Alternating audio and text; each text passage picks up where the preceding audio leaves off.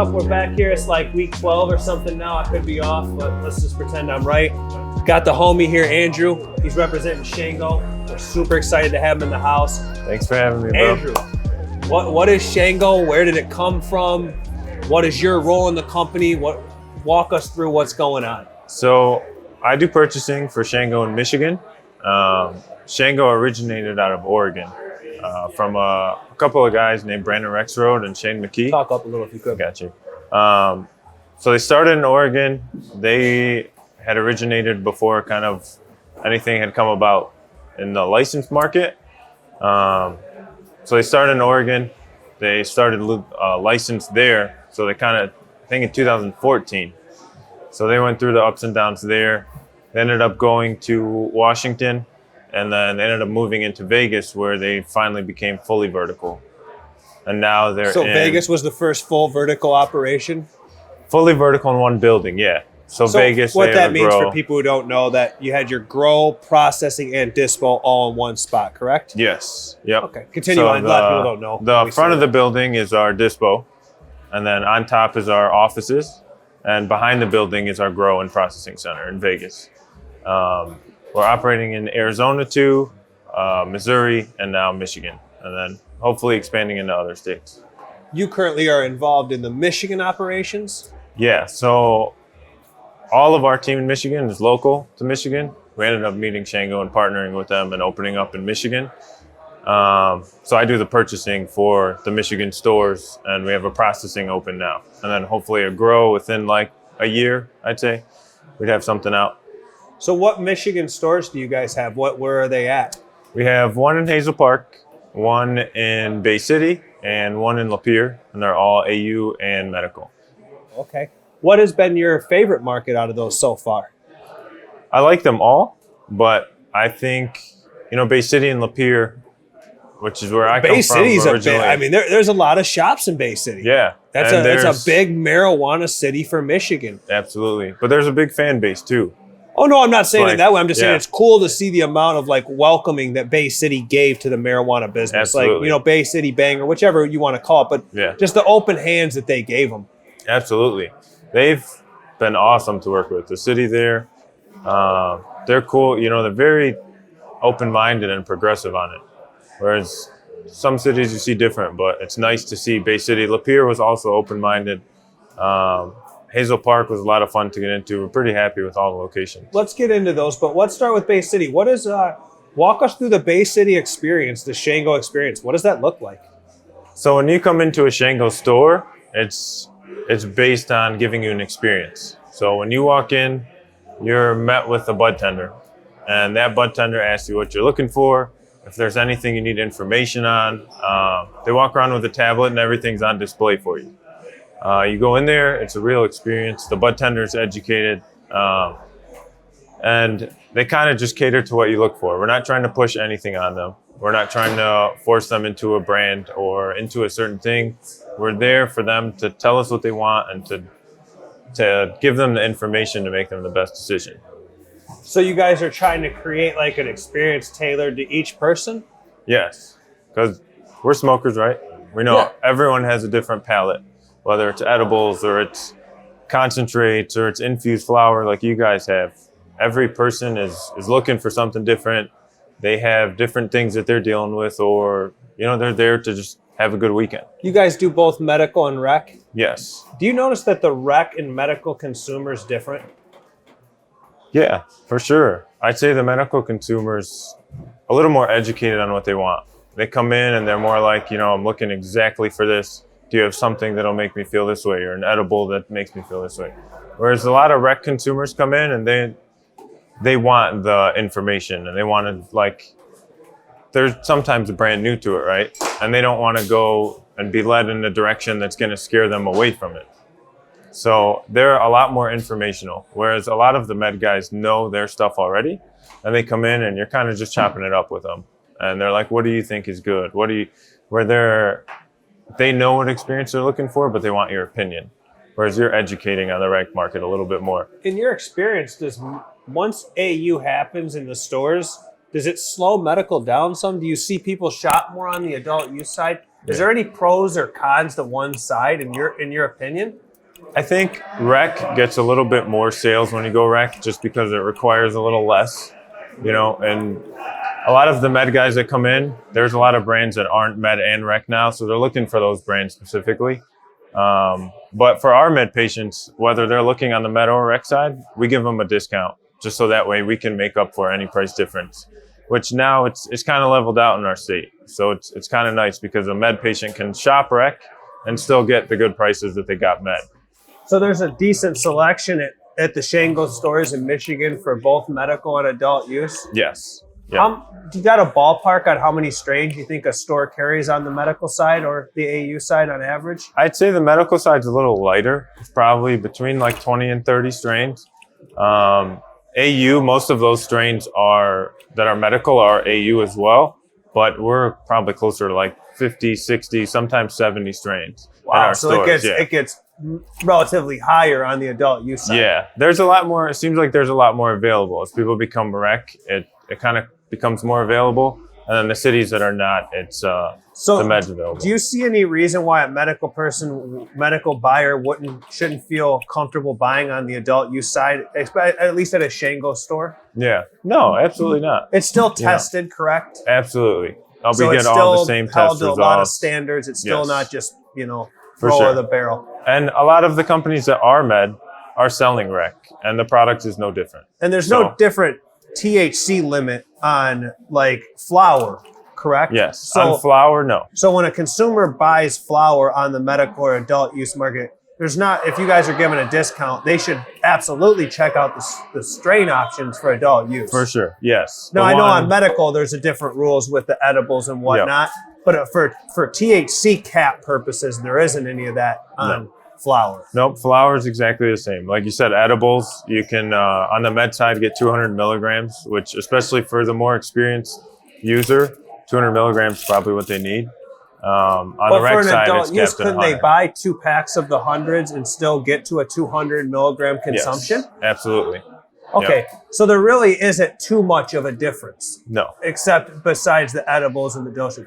Yes. I just point that out because I feel like a lot of rec consumers come in from what I see when I talk to stores and say like, oh, how come I can't shop over there?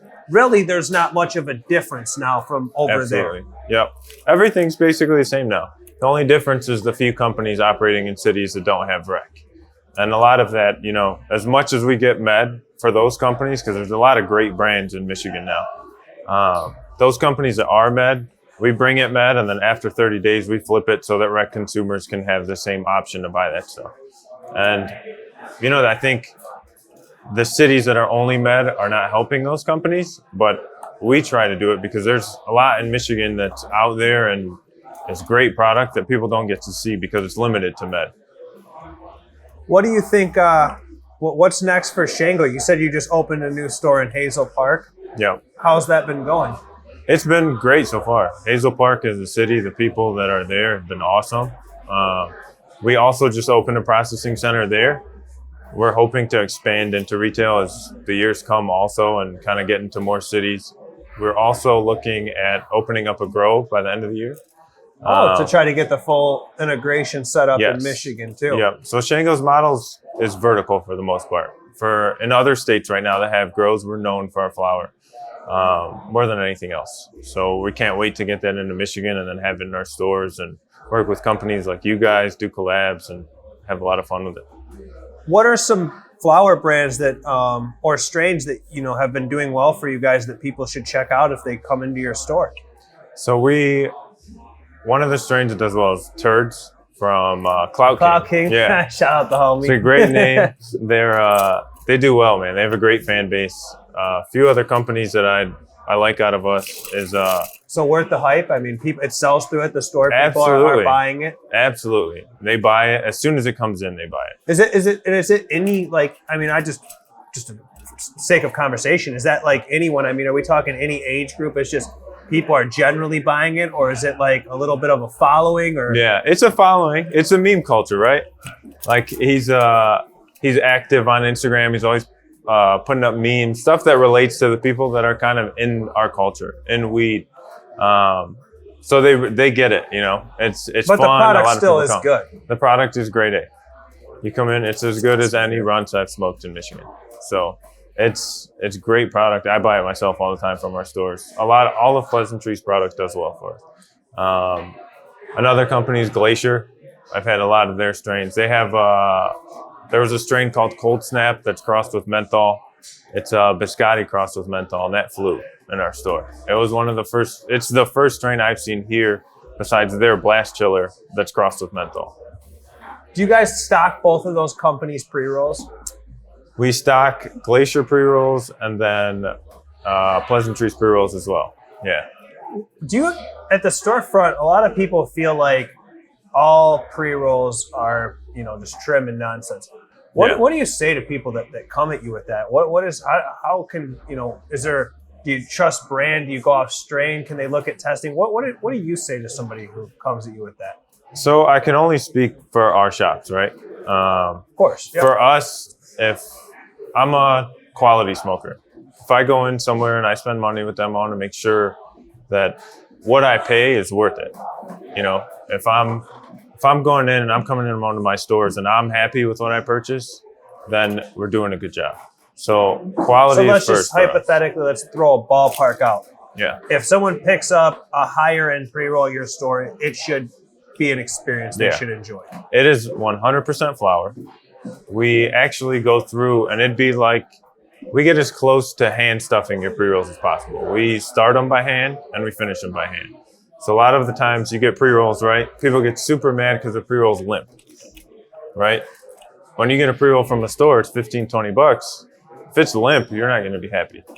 You know what I mean? So we make sure when you smoke it, it'd be like if you were rolling it yourself. So there's a lot of quality control that goes into those. Absolutely.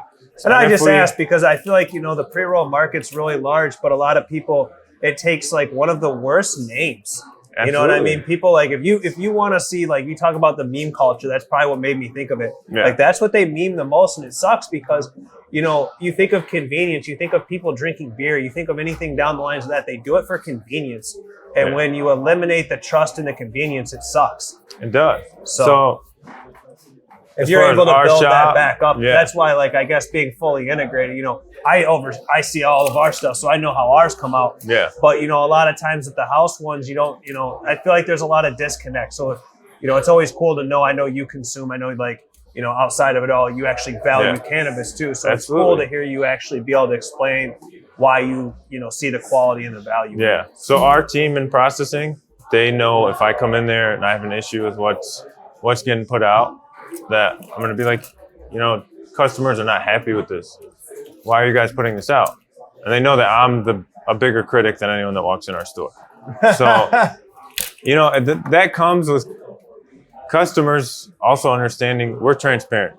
You know, there's people that want cheap pre-rolls. There's people that want pre-rolls that are $5. The only way, and you know, right? Well, to put that out is with shake. I get those, but I'm saying, you know, when I feel like a lot of times, and again, I'm not picking on a market, but you go to Las Vegas, right? Yeah. A lot of times, man, you buy those pre-rolls out there, and again, I'm not calling out brands, bro. This is not like a shot at somebody, but I feel like a lot of people's experience with cannabis happens to be Las Vegas for the first time because it was one of the, you know, newer adult use markets. People like go to Vegas, like that's where people smoke weed. Like, I don't know, it just happened that way. Yeah. And the pre-roll market out there, bro, is hard. Like, I'm somebody who likes to get pre-rolls because I'm always on the go. I don't have a lot of time to roll. And when I do, I want to sit and roll 20. And that's because, you know, a lot of people don't want to sit there and wait for you to do that. No. So to me, the pre-roll market's important. You know, I fuck with my friends at Hyman.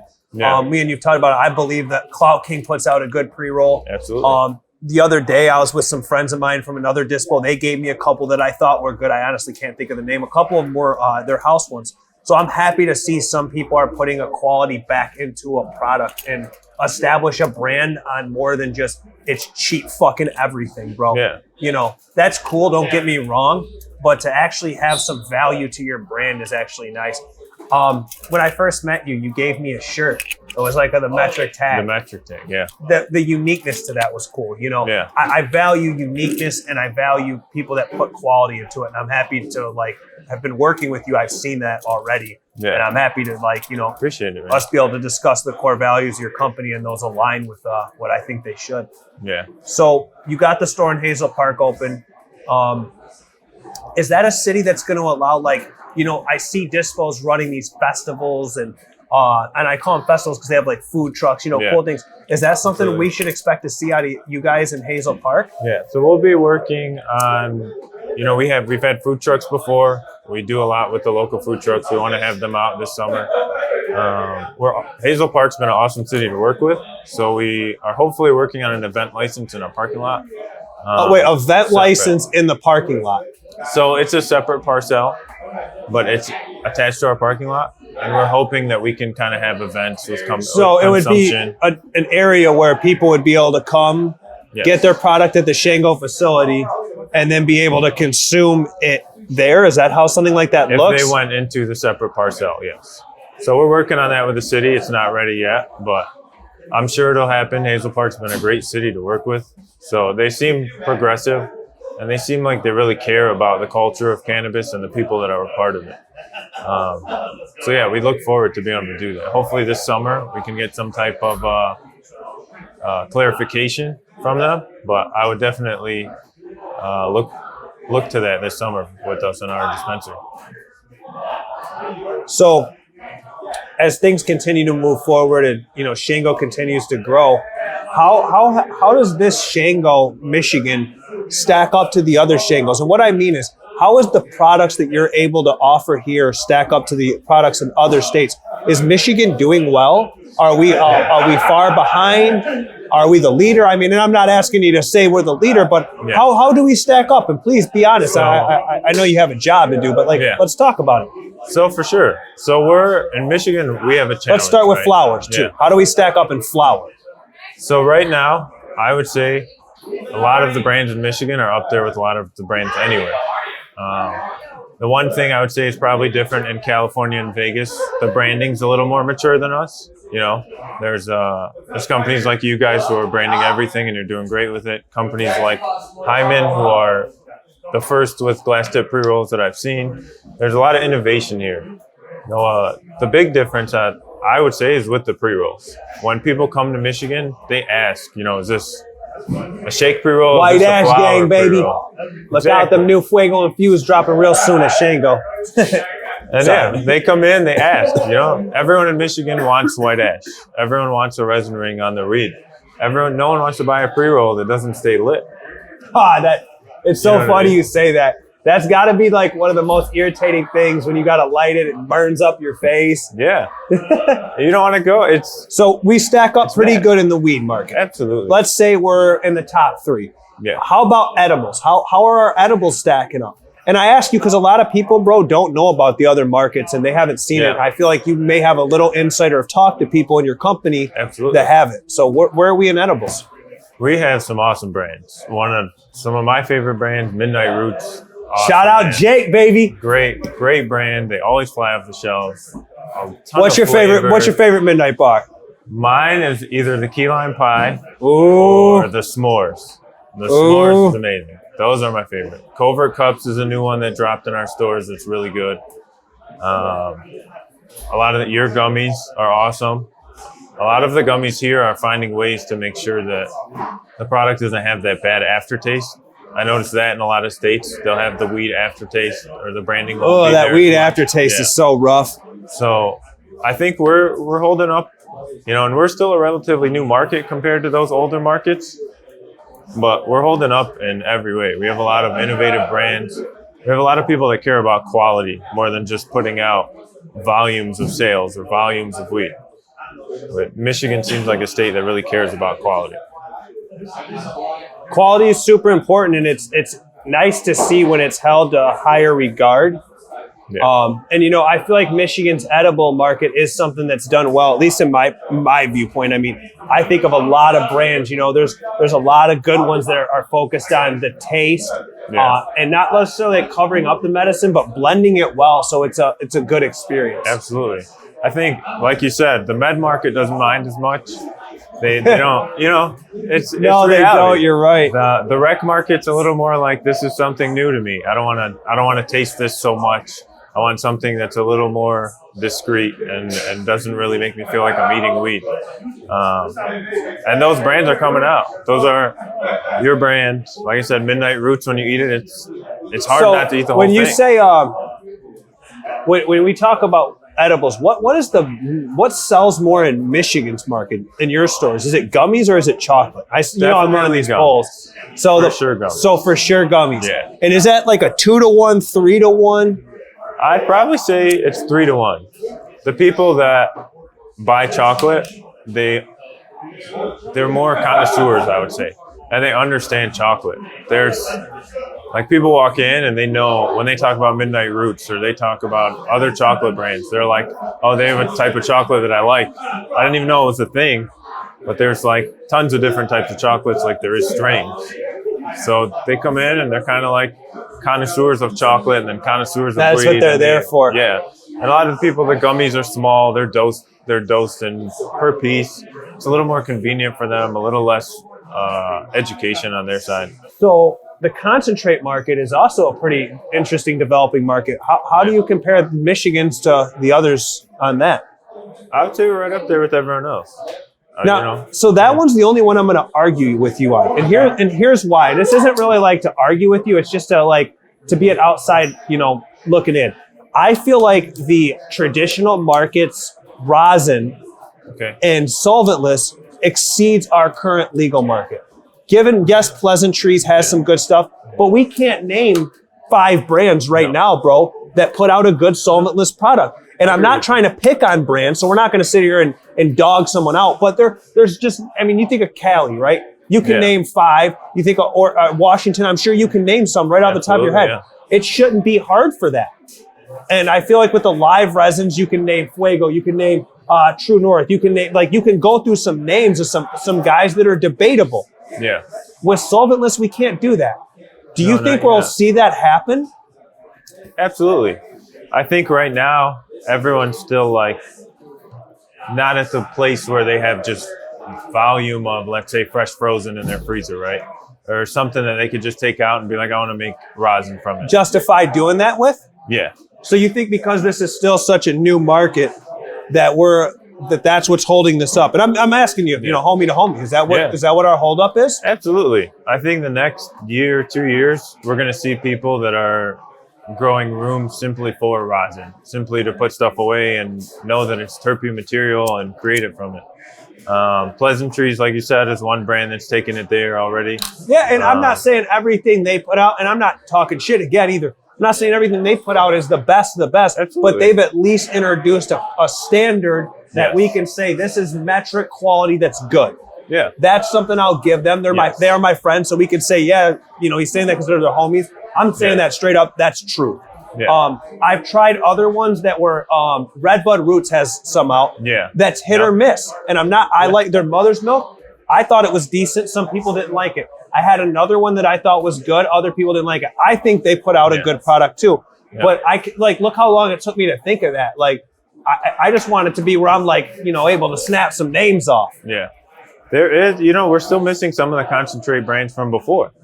I think those guys still. Are you talking from the traditional market? Absolutely. The Michigan made melts back in my day. That was one of my favorite concentrates to buy all the time. They would have a different selection of stuff compared to other people. I'm sure you remember going back into those shops. I didn't even smoke back then. I would just go into the shops to see them. Michigan made melts. That was the golden days, man. Yeah. There was some good stuff back then. And our state, for being new, is super innovative. Okay, so let's have this talk. How do you compare flour from back then to now, bro? From traditional market to metric. Is it better, worse, same, on par? Where's it at? I think the quality is just as good. I think the variety is not the same. I think back then it was a little more variety when it was in the market that way. People were a little more risky with going to try new strains and put new stuff out. I think sometimes now people are scared to try a different strain. It is risky. But we got to to think about it from that standpoint too, because bringing a new genetic into a facility, the first time growing it, you're not going to dedicate a whole room to it, right? Absolutely, out in Washington, they wouldn't do that, I assume. No, so it takes not. longer probably to roll them in. Absolutely. So is that why we could be a little ways behind on seeing so much of the exotics or whatever you want to call it? Sure. And I think in the last few months, the genetics by themselves I've have started gone to- way up. I mean, so last episode we had the homies out here, Rapid Hippie, the Hyman crew. Yeah. And, we had that discussion about how important the genetics are. absolutely. And the genetics have to get here. The process, the ball has to start rolling. It doesn't just happen overnight. yeah. So, Absolutely. As our genetic bank gets better in Michigan, right, the better our strains will come out, the more variety we'll have, which is why we're excited to be here. We have in Oregon and Vegas, we've been working on genetics for years, since 2014. So it'll be nice to be able to bring them here. We understand, growing weed's one thing, growing weed and building a genetic bank that's worth something is another thing. You can grow product, but if the genetics are not strong, it's going to end up okay product. what is the most common thing bought at a Shango store? Is it flour? Do people come in and buy Yes. pre-rolls? Is that heavily dominated no matter what market you're in? Yeah, Meaning so I would state? say still to this day is flour. More than pre-rolls, more than anything So else. pre-roll and flour, separate category. Yes, So absolutely. flour, meaning just bagged, Yep. jarred. You love that, just jar on Yeah. the flavor. Shout out my homie Ghostbuster. I love you, homie. Old school mason jar. But yeah, no, everything. The highest percentage of our sales is flour, for sure. What is the most common way they buy flour? Is it eighth? Absolutely. You're like, I It's an knew eighth, that one, bro. right? It's enough weed to roll probably 2 joints if you're a big smoker, 3 joints if you smoke the Pablos, and then you could get an eighth of 4 or 5 different strains, and you have a little variety, and it's So we had kind of talked what you look for. We had talked about the infused pre-rolls. Mhm. I had sent you, I believe, the infused flour before we had done Yeah, we that. carry it in our stores. So we're about to drop more collabs on that. Yeah. How important is it, do you think, that people look at how important do people see the THC percentage? Like when we Yeah. put out stuff that's 40, like some of our new stuff will hit almost 40%. Yeah. Do you feel like the adult use consumers just attracted to that? Yeah, I feel like there's a little bit of misconception with THC, right? So THC just tells you the amount that you have in the product. It doesn't tell you how you feel when you use the product. It doesn't tell you what it tastes like. It doesn't tell you the important stuff. So when you go, it's always nice when you find a high tester and you're like, I want to try it and see how I feel. But at the same time, you go and there's stuff that's sativa that's 17, 18%. I go off that strain you love. myself always. Yeah. I literally don't look, but I feel like Yeah. adult use consumers are just drawn to that Yeah. higher THC, man. Because it's just, like, it's I want to wild. see what I'm going to And- get. And it's right? weird because where I'm going with this is Michigan doesn't have a cap. Yeah. A lot of markets, we see caps. Yeah. And I feel like that endless, I don't know why. that's what, it doesn't make sense Yeah. because I feel like that's what makes, drives the want for that. Yeah. And When that drives we do the innovation infusing, and we creativity. don't focus on how high we can hit in a THC. I mean, it's Yeah. always nice to hit a high level. Yeah. What we're looking for when we do that is to create an experience for a more experienced smoker. The guy that, he wants to only have to roll up a joint, but he wants that joint to do the effects of a dab. Yeah. That's who we market to with that infused Absolutely. flower. But I just think it's cool to see it on the market because, a lot of people I've had them on the show and asked them, the people come in, what's the highest testing? It's a common question, but in my opinion, like I said, it's a common misconception. Yeah, So agreed. And I think as it's the just market education. matures, people may stray away from that. They'll learn Yeah. to, go to what they like. Absolutely. Because I'm sure you have strains that you're like, might be 18, 19, 20%, but They are, but I like the high. I'll be from real it. with you. I like smoking flower with THCA in it. Yeah. I enjoy the actual way it smokes, the actual infusing in it. So to me, I try to get more when you see me smoking, a lot of times, probably at least half the time, that's infused Yeah. flower. Even if I'm doing the infusing right there, with the jar. Yeah. That's what's cool. That's why I've been trying to push us to offer a lot of stores I deal with. I'll tell them just put the THCA in the same area as the flower because a Yeah. lot of people want to do it themselves. And then Yeah. the cool thing about that is, you get the guy who, I got to have 30%. All right, bro. Well, you can buy this 18% flower and you can just add this THCA. Yeah. And now all of a sudden it is what you want it to be. And that's the best of both worlds, right? Because you can get something that's super gassy in your flower, and then you can get something that's super fruity or citrus in your THCA. And you can start mixing flavors. Right? Yeah. Once you kind of find out what you're looking for, and you know what you're looking for when you walk into somewhere, when you create a product. When they walk in, they're looking for, like, I like citrus and I like gas. All right? These are the perfect combination. Market build, I think people will become more adapted to doing that. We'll be able to see the bud tenders be, more creative with how they do that. Not saying they're not now, but this is a new market for them. Even if they've been doing it a couple years, it hasn't been around. It's not like, an industry that's been around 100 years. Absolutely. We're like the ones brand new. in the road almost. Yeah, we're brand new and the innovation's just starting. We're starting, you're one of the first ones with infused pre-rolls that I feel like you can smoke regularly. And when you smoke them, you understand the difference. When you have THCA in your flower, it's a little bit different of a high. It gives you a little more of a head rush, but it's also a little clearer. The THCA does something that I like too. I think everyone has to try to understand it and see if it is an experience for them. I just know it's something that personally excites me because I love new things. You know what I mean? I love to see when it came out, when we dropped it. And maybe people are doing it elsewhere. We were one of the first people in Michigan I know to do it. Absolutely. And I was just so happy because it was such a cool thing. And just excited to see the new stuff coming. Don't get me wrong. I love our carts. I love the gummies. Gummies are still probably my favorite because of the taste. Yeah, absolutely. But they're amazing. just when I think of products that we're doing and what products we have together, on your shelf, that's probably got to be my favorite. Yeah. So Flower's #1 seller nationwide. What is number 2? Number 2 is probably spread out between 3 categories. I'd say your edibles probably sitting on top. Carts is right after that. And is that heavily dominated by gummies? Yeah. Okay. Are you incorporating drinks in the edible category? So I only have a couple drinks. I think that's probably a place where we're lacking in Michigan, where other states, they have actual I've seen Dixie drinks in other states. I've seen colas, like Keef Cola in Colorado. Do any of your locations sell the cola?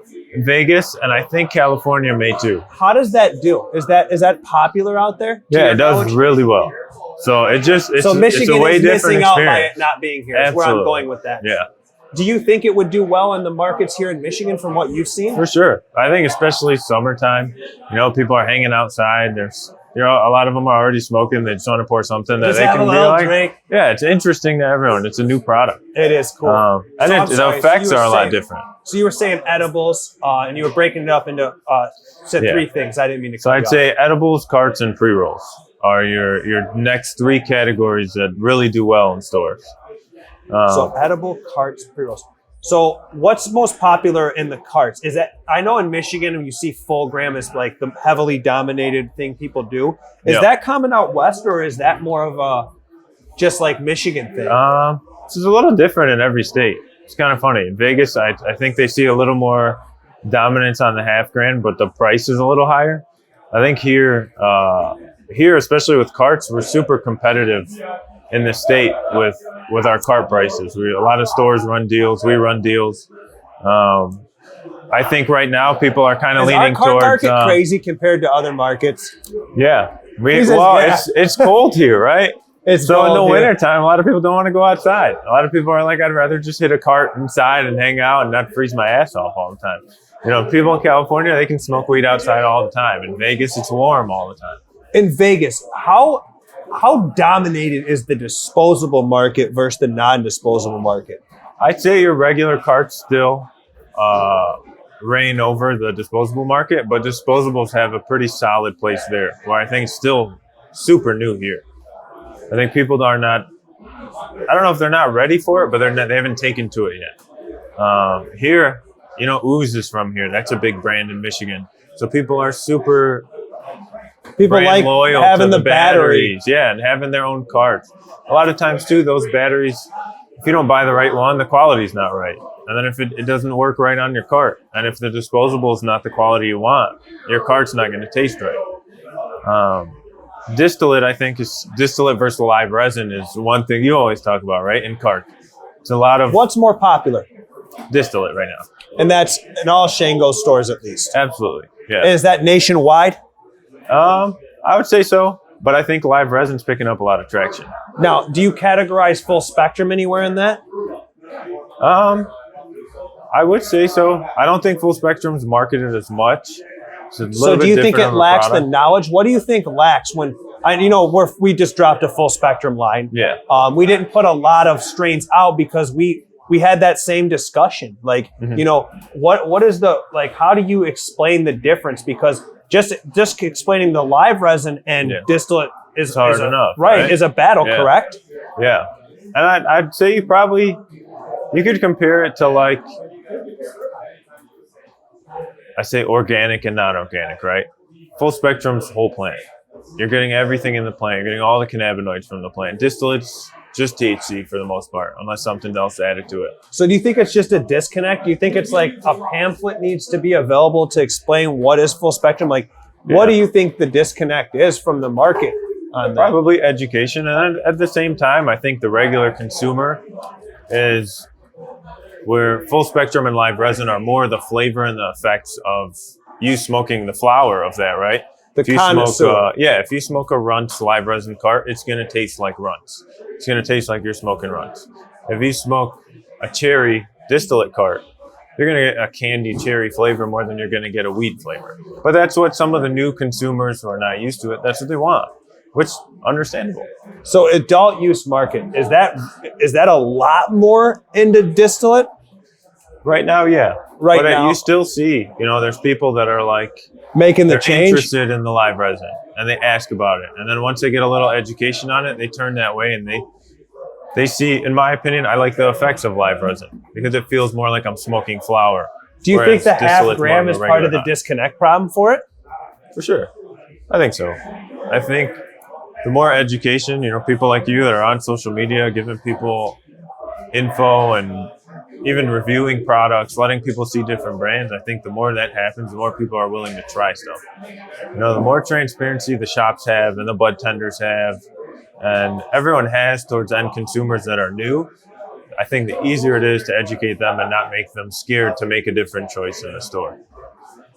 What are your, let's have some fun with this. Nick, can you name your five of your favorite grows in Michigan, and no order saying which one is your favorite, just saying five that you've gotten product you like from them even? Okay, so from anywhere, not just from my stores? Yeah, let's just go. Just what's in my stores.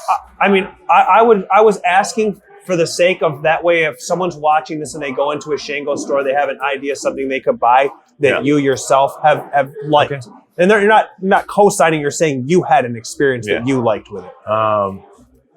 So I'm a citrus guy, right? Okay.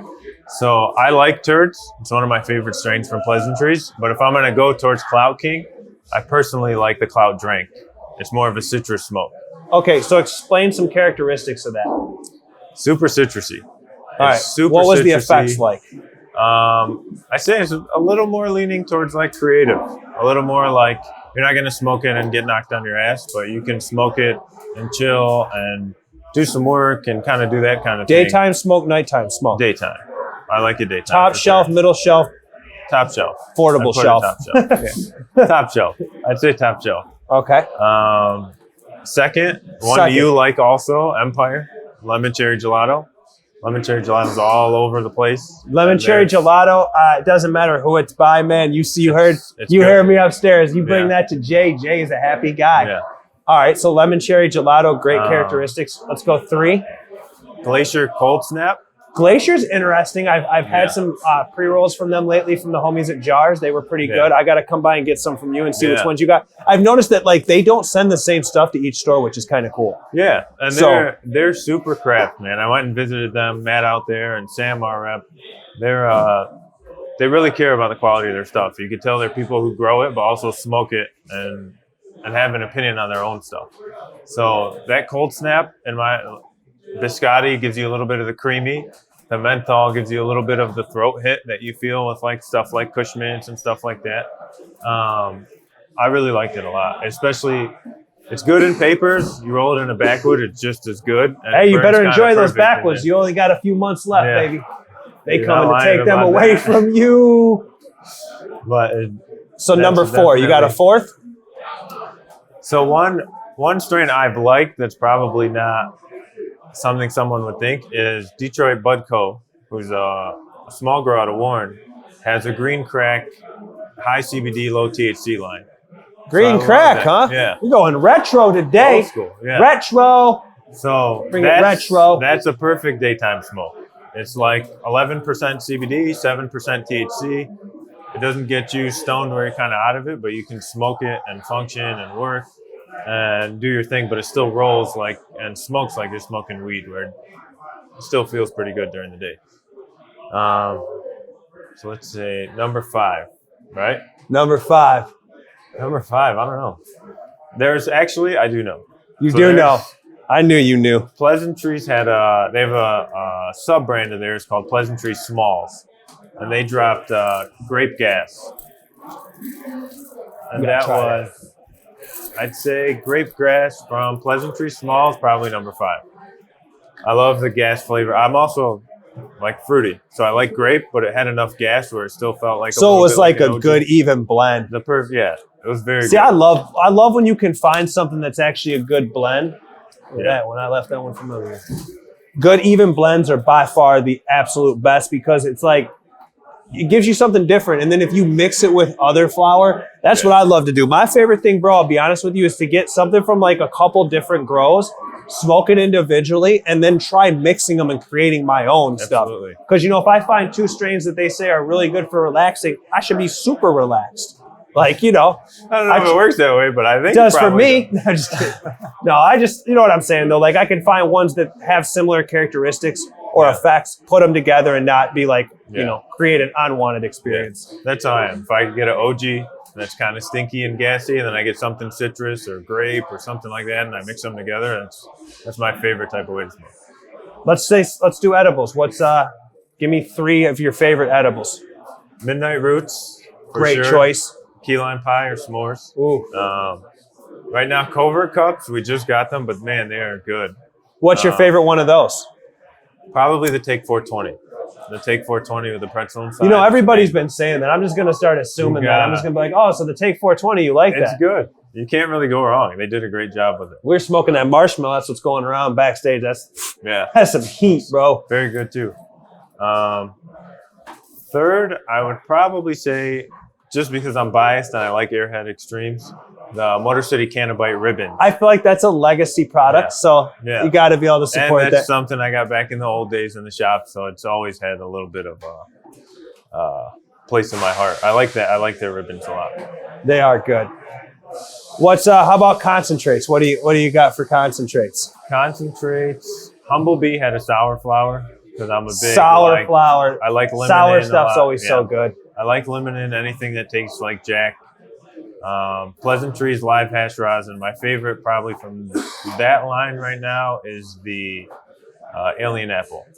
Alien Apple. Yeah. I don't know what's left of it or if it's out there. So literally the last podcast we were talking about how I was predicting Apple is like the next wave. I'm telling you, bro, this Apple thing is just getting started. Apple and grapes. Yeah. Like that's just getting started, man. I had got some apple fritter on the market that was really good. There's apple gelato I've seen in other places that I'd love to see out here. Fire. But my third concentrate, Element had, it was one of the orange ones. Was it a cured resin, a THCA? It was a cured resin, yeah. And that was a really good product too. I really liked Elements. And then they had, I guess we'll get into carts afterwards, but they had a cart that I really liked also. Okay, so let's do carts. Go distillate. Let's separate them too. Let's go distillate carts. Let's say distillate. I'll probably go with Platinum just because they're popular. They do a good job. Their branding's on point. They sell the most. I'm not a super distillate guy. It's like a legacy. If you don't mention them, it's that's the number one, right? I am a fan of your carts.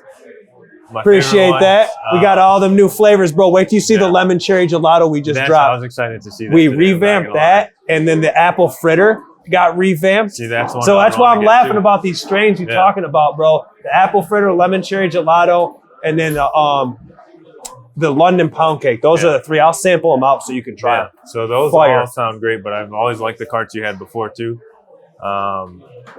And probably my third distillate cart, just because I have a Claw battery. I like Claw stuff. Claw's always been a cool brand. They have a lemon tree that's pretty good. You like pioneered the only other accepted non-510. You know what I mean? I feel like that's Like if you don't have a 5'10", you have a claw. And they've stuck with it. A lot of brands started, and then they would be like, you know what, we're just This isn't working. Yeah. So those 3 for distillate for sure. What is your favorite strain? If I could be like, you get any strain right now in this jar, what would it be? I'm old school. If you told me you have Jack or anything crossed with Jack, I would take that. So Jack Herrera. Jack Herrera all day. Jack the Ripper. I like the jittery feeling. I'm a morning guy. So if I could wake up and smoke a joint of Jack, I'm ready to go for the rest of the day. If I could only choose morning, it'd be that. If that's my only strain, it'd definitely be Jack. And then at night, if I could get something like a Jet Fuel OG or a London Pound Cake or lemon cherry gelato, that's what I would smoke at night for sure. What is next for Shango? What do we expect in the future? So we're hoping by the end of the year we'll have a grow up. We'll be getting our genetics in from our bank from the other states, so we'll be working with them to. So you guys will bring new genetics that haven't been seen here. Yes, so we won't bring them, but we'll start. Well, no, I mean, yeah. no, I don't mean that. I mean, bring the seeds. Everything compliant. I'm just saying, well, we should expect to see genetics that we haven't seen at the Shango stores. Yes. And genetics that are exclusive to Shango. That's what I was going to. Yes. So stuff that would only be available at Shango. Yes. And in a Fuego collab with Shango. I'm just playing. Absolutely. We'd love to. Most of the collabs you do, we carry in store. Yeah, so, no, we'll do. I know we talk all the time. We've talked to other partners years. I can't wait. I know we'll make that happen. For sure. So will we see more locations? We're looking to expand. It's in the talks? Yes. So this year we want to get our processing fully running. We'll be coming out with concentrates and carts hopefully by the end of the year too. Other than Shango maybe come out under Shango? Yep. So we work with some brands in other states. We've been talking to them now to come to Michigan. So some of the brands people are used to in California and Vegas will hopefully be coming out here soon and working with us and releasing products that I think are needed on the market. I think if there's one thing just from us talking, we kind of understand what the other states have that we have here. A lot of things that they have and we bring into Michigan, we go head over heels and we create in my opinion, a lot of times we create the best products because there's so much competition that everybody kind of just sharpens each other's iron. So you're going to bring brands out here and they're going to see possibly like lots of new. Yeah. So I think some brands people are used to and some brands that are a little more popular out west that if you could see like one thing be brought here, what would it be? Would it be like beverages? I mean, what would you, and let's just assume you could have it happen too. We're not saying like, have to jump through all the loopholes. Beverages would be one. I think more infused pre-rolls with different stuff. Cali has some hash holes that are hitting the market on metric now, which would be sweet to see here. I want to see our solvent list develop. I think that'd be cool, absolutely. Man. I think that's a big market that's just starting to uptick now, especially for connoisseurs. A lot of people do dabs and they do it off THC percentage too. But when you get something like hash rosin or rosin, it's low temp, it's all flavors, it's all terps. It's a real connoisseur thing where you get nice flavor from it. So 21 and up with an ID can check out any of the Shango stores you currently have open. Yep. 18 plus with a med card. Yes, absolutely. Anything else you want to tell us about Shango, man? No, not really. Just come in. Hopefully we give you the best experience possible. We like to have a huge variety. We want to work with as many Michigan brands as possible. We might be a company that operates in all states, but our team is from Michigan. And our team wants to do as much with the people in Michigan. And you employ local people. It's not like you guys flew employees all out here. I mean, I go to your store. I know a lot of the bud tenders, managers. I mean, a lot of these people I know that you hired are all local people. So, I mean, people get that misconception with MSO, I think, a lot. And a lot of them do operate that way. They don't hire local. They bring it out. I've seen you around for a long time, bro. So I know you didn't just fly here one day and try to take it over. So Shango's a company that was out west for a long time. So when they came to Michigan, we were like, you guys have a culture out west, but we also have a culture in Michigan that's strong. The Midwest culture is in your face a little bit. So you guys are trying to blend them? Yeah. Because the Midwest is just explain the Shango culture a little bit. So just the West, Vegas and California, the culture is a little bit different. It's more refined, right? Their markets are more educated. They've been out for longer. Whereas you come here and the people here from the brands I've worked with are boots on the ground. It's a lot of people that are starting their own company. They're working their way up. They're okay with taking the steps and not immediately getting big. They're okay with taking a while to build. Yeah, well, like you said, they don't self-funded a lot of times. Yeah, so. And it's cool to see. And for me, as someone from Michigan, I want to help those brands as much as possible in our platform in Michigan and in other states. Well, yeah, no, I see you guys, everybody out here, you guys put a lot of Michigan people on the shelves, man. Absolutely. I'm happy to see you guys here. We're from here, and we want everyone from here to feel that when they come in. I love it. Well, I graciously appreciate you coming out here, man. I appreciate you having me. It's been a pleasure, my man. Yes, sir. As always.